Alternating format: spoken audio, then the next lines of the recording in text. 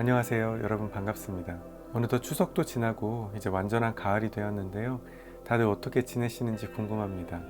저는 열심히 강의하고 또 올 가을에는 이런저런 강연 요청들이 좀 있어서 여기저기 다니면서 많은 분들을 만나 뵙고 있습니다.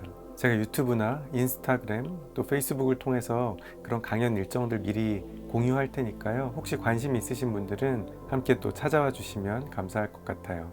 지난번 영상에서 너무 무거운 얘기를 해가지고 많은 분들 걱정을 끼쳐드린 것 같아서 마음이 좀 무거웠습니다. 잘 모르는 분들께서도 저에게 괜찮냐고 물어봐 주시고 또 제 수업을 들었던 수강생이나 학생들, 오랫동안 연락이 닿지 않았던 분들도 연락을 해와서 괜찮냐, 잘 지내고 있냐 이렇게 물어봐 주셔서 또 걱정해 주셔서 감사를 드립니다. 밀란 쿤데라가 자신의 책에서 고독이란 아무도 모르게 아파하는 것이라고 했는데 저는 아무래도 고독한 사람이 되기는 틀린 것 같습니다. 많은 분들에게 본의 아니게 저의 어려움을 토로하는 영상이 되어버린 것 같아서 또 이후에 여러 가지 생각을 하게 됐습니다. 오늘은 좀 다른 얘기를 해보려고 해요. 우리 채널 본연의 목적인 책을 읽고 책에 대해서 말하는 그런 이야기를 좀 해보려고 하는데요. 오늘 제가 함께 나누고 싶은 주제는 이런 겁니다. 전자책을 읽는다는 것은 어떤 것일까? 그리고 사실 저는 요즘 거의 모든 책을 전자책이 존재한다면 전자책으로 구입을 하고 있는데요. 사실 저는 종이책을 쓰는 작가잖아요. 그리고 심지어 저는 몇 년 전에 종이책이 금지된 세계에서 종이책을 지키기 위해 고군분투하는 사람들의 이야기를 SF 장편 소설로 쓴 적도 있습니다. 비블리온이라는 제목의 책인데요. 그런 책까지 썼던 제가 왜 종이책을 사지 않고 전자책을 사는지 오늘 그 얘기를 좀 해보려고 합니다. 제가 종이책이 아닌 전자책을 읽는 첫 번째 이유는요. 아마 많은 분들이 그러하실 텐데요. 이제 더 이상 책은 어떤 지식의 문제, 교양의 문제가 아니라 제가 생각할 땐 책은 이제 부동산의 문제인 것 같습니다. 지금 제 뒤로도 이런 책들이 보이실 텐데 사실 이 카메라 앵글에 잡히지 않는 곳에 책들이 또 더 있고 그리고 저는 더군다나 연구실이나 작업실이 따로 없기 때문에 집에 어떻게든 책을 이렇게 잘 테트리스 하듯이 넣어야 되는데 어느 순간 그게 너무 좀 피곤한 거예요. 너무 좀 고단하고 뭐랄까 더 이상 이런 식으로는 이 책이 저의 이 좁은 집을 더 이상 좀먹게 놔둬서는 안 되겠다라는 생각을 하게 됐고요. 마치 책이 점령군처럼 우리 집을 조금씩 이렇게 점령해가는 느낌이 들어서 정말 최소한으로 종이책의 증가를 줄이고 또 처분할 수 있는 책들은 처분하고 이런 식으로 종이책이 가진 어떤 그 공간을 확보하는 일을 하게 됐고요. 그러다 보니까 전자책이 나와 있다면 이 전자책으로 사는 것이 어떤 저의 기본적인 선택이 됐습니다. 그렇지 않으면 진짜 한 달에 책 몇 권씩 사다 보면 금세 책장 하나가 또 새로 차고 또 새로운 책장을 들이면 또 책장 하나가 새로 차는 이런 것들이 계속돼서 모르겠어요. 집이 아주 넓거나 서재가 따로 있거나 이렇게 된다면 당연히 그 종이책만의 질감, 종이책만의 물성 이런 것들 저도 찬양하는 소설을 썼기 때문에 실제로 제가 그렇게 생각하기도 하고요.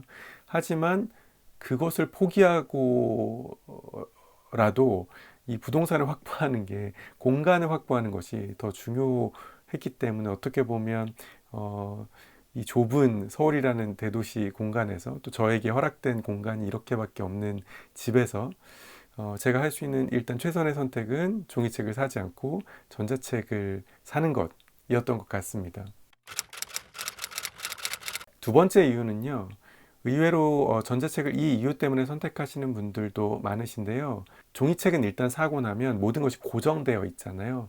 여백, 글씨체, 자간, 디자인 모든 것이 다 고정되어 있지만 전자책의 경우는 조금 다릅니다. 우리가 EPUB라는 형식, PDF가 아니라 EPUB라고 되어 있는 형식의 일반적인 전자책을 사게 되면 그 안에 있는 모든 것을 예를 들면 표지를 제외한 모든 것을 내 마음대로 바꿀 수가 있습니다. 제일 중요한 건 그거죠. 이제 더 이상 작은 글씨가 잘 보이지 않아요. 아니면 흐릿하게 인쇄된 것들이 또렷하게 보이지 않아요.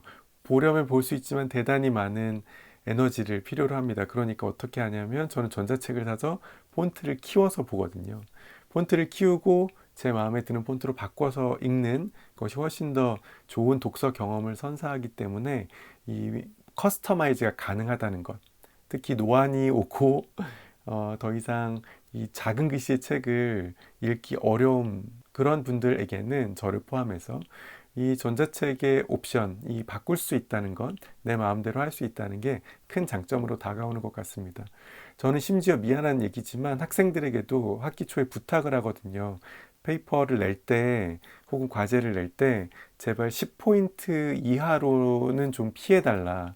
11포인트 이상으로 해달라라는 구차한 부탁을 하기도 합니다. 왜냐하면 너무 작게 막 그리고 어떤 학생들은 이렇게 물론 그 마음은 잘 알겠어요. 종이를 절약하고 이런 마음은 알겠지만 뭐 양면 인쇄 같은 걸 해오면 정말로 잘 안 보이거든요. 보기 너무 힘들고 보다가 이제 급격히 피로해지기 때문에 그런 부탁을 하곤 하는데 그래서 요즘은 아예 프린트해서 과제를 받지 않고 그냥 어떤 메신저나 대화방이나 이메일 같은 것들을 통해서 PDF 형태로 그러니까 전자문서 형태로 받고 있습니다. 인쇄를 하지 않고 그렇게 해야 저도 확대를 할 수 있고 또 학생들에게도 아까운 종이 자원을 낭비하지 않을 수 있기 때문에 여러 가지 환경이나 이런 것들을 고려하더라도 또 집에 요즘은 프린터 없는 학생들도 꽤 있고요. 그래서 그런 방식을 채택하고 있는데 공통점은 제가 이제 커스터마이즈 해서 볼 수 있다는 것, 글씨를 키울 수 있다는 것, 그것인 것 같습니다.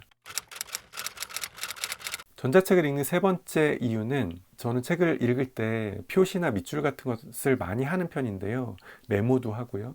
그런데 그것이 종이책에는 좀 한계가 있다고 느낍니다. 왜냐하면 일단 제대로 그걸 하려면 공간도 또 필요하고요. 아니면 독서대도 필요하고 그러니까 만약에 지하철에서 제가 책을 읽다가 원하는 곳에 밑줄을 긋거나 메모를 하거나 무슨 플래그 같은 걸 달아놓겠다고 한다면 그건 사실 되게 어려운 일이거든요. 그렇다고 막 그런 대중교통에서 번잡하게 그런 것들을 다 하기는 어렵고 또 그러다 보면 독서라는 것 자체가 굉장히 집에 이렇게 마음 먹고 앉아서 자리를 잡고 나서야만 할 수 있는 행위가 되는데 또 그렇게는 좀 아쉽다는 생각이 들어서 저는 전자책의 큰 장점 중에 하나가 아무 때나 밑줄을 그을 수 있고 제 그냥 손가락 터치나 무슨 펜슬 같은 것들을 통해서 할 수 있고 거기에 메모도 닿을 수 있고 또 제일 중요한 것 검색이 된다는 것이 중요한 것 같아요.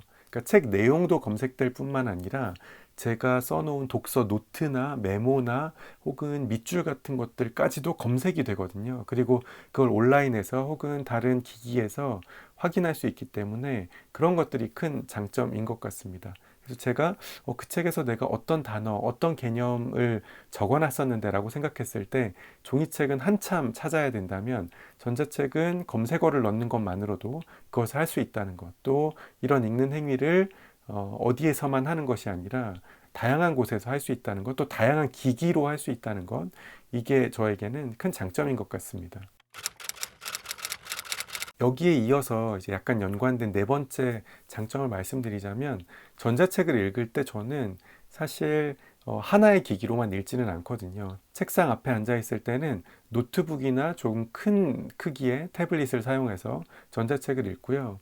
뭐 다른 밖에 있을 때는 핸드폰을 사용해서 많이 읽습니다. 그리고 제가 또 작은 크기의 태블릿도 가지고 있는데 그걸로 읽을 때도 있고 아니면 이북 리더 그러니까 전자책만을 위해서 만들어진 그런 흑백의 잉크를 사용한 그런 기기를 사용하기도 합니다. 근데 솔직히 말하면 저는 이북 리더는 잘 사용하지 않게 되는 것 같아요. 왜냐하면 저 성격이 급해서 그런지 그 잉크를 쓰면 넘길 때 잔상 같은 것들이 생기거든요. 그리고 표지나 그림이 컬러로 보이지 않고 그런 문제들이 있어서 저는 그냥 태블릿 그러니까 뭐 7인치, 8인치짜리 조그만 태블릿을 더 선호하는 것 같습니다. 빨리빨리 넘어가고 컬러로 보이고 이런 것들이 저에겐 더 중요해서 물론 그렇게 하면 눈에 무리가 간다고 불편하다고 하시는 분도 계시는데 저는 그 블루라이트 차단하고 뭐 그런 몇 가지 어떤 장치를 통해서 보니까 그냥 또 볼만한 것 같더라고요. 익숙해지면. 그래서 저는 태블릿을 사용해서 혹은 핸드폰을 사용해서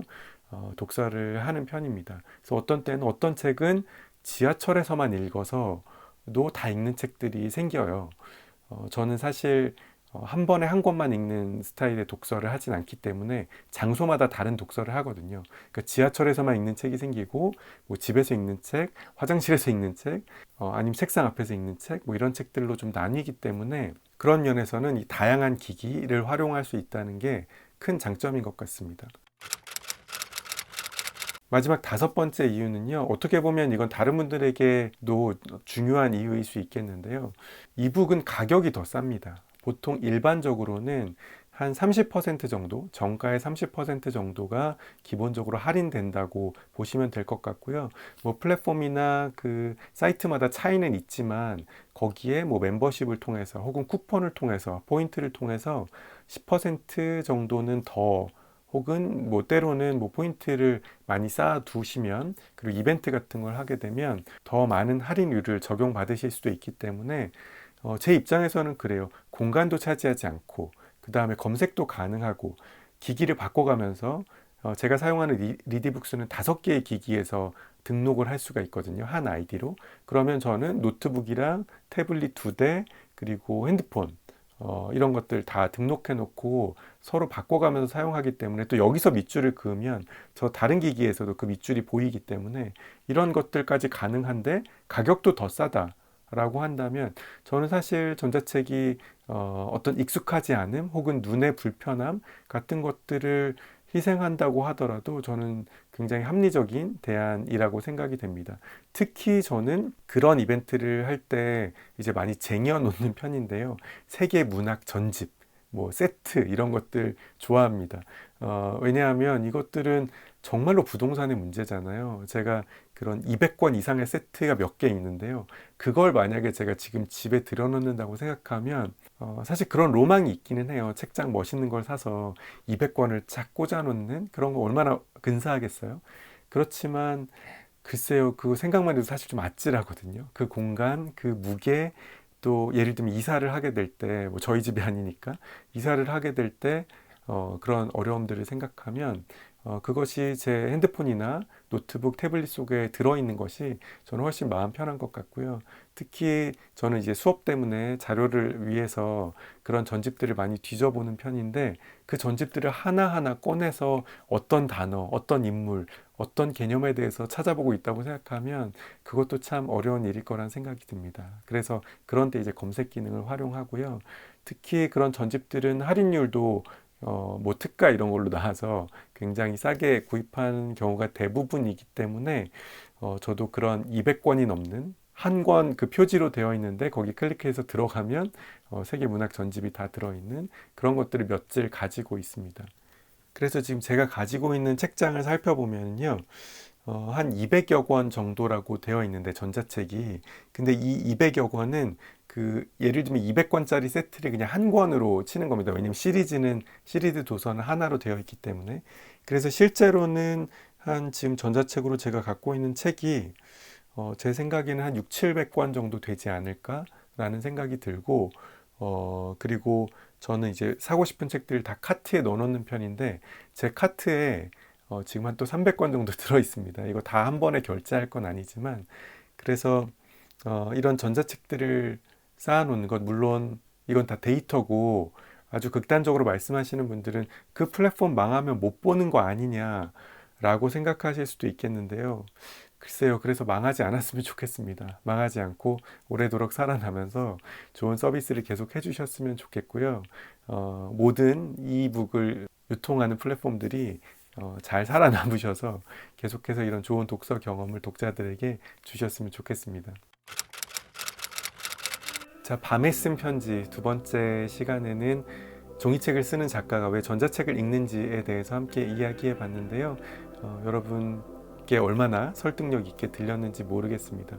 사실 책이라는 매체가 어떻게 보면 볼루멘이라고 말하는 이 두루마리 형태에서, 양피지 혹은 파피루스로 만든 그런 두루마리 형태에서 지금 우리가 보고 있는 이렇게 제본이 된 코덱스라는 형태로 진화했잖아요. 그리고 그 형태가 아주 오랫동안 지금 살아남았는데, 지금 거기에서 또다시 이북이라고 하는 새로운 형태로 변해가고 있는 중인 것 같습니다. 볼루멘이든 코덱스든 또 이북이든 간에 책에 인간의 어떤 내면과 정신이 들어있고 통찰과 사고가 들어있고 그것을 우리가 오랜 시간 동안 간직하고 다른 각각의 디바이스로 읽어낸다는 그 행위 자체는 변하지 않는 것이기 때문에 저는 이 이북이라는 형식이, 전자책이라는 형식이 그저 낯설기 때문에 읽어보지 않으셨던 분들이 있다면 한 번쯤 접해보셔도 좋을 것 같고요. 그러면 제가 말씀드렸던 이 5가지 장점들 외에도 여러분이 생각하시는 또 다른 전자책의 장점 혹은 단점들이 보이지 않을까 생각이 됩니다. 여러분이 생각하시는 전자책의 장점이나 단점도 댓글로 남겨주시면 또 이 영상 댓글란을 통해서 많은 소통이 이루어질 수 있을 거라고 생각합니다. 오늘 하루도 수고 많으셨고요. 우리는 또 월말에 있을 먼슬리 클래스에서 함께 뵙도록 하겠습니다. 이번 10월 달은 특히 긴 소설이잖아요. 긴 장편 소설 에밀리 브론테의 폭풍의 언덕, 워더링 하이츠를 읽겠는데 여러분 부디 꼭 읽는데 성공하셔서 함께 해주시면 좋겠고요. 혹시 읽는데 실패하셨거나 혹은 못 읽으셨더라도 함께 오셔서 좋은 이야기 나누었으면 좋겠습니다. 그러면 우린 또 다음에 뵙도록 하겠습니다. 안녕히 계세요.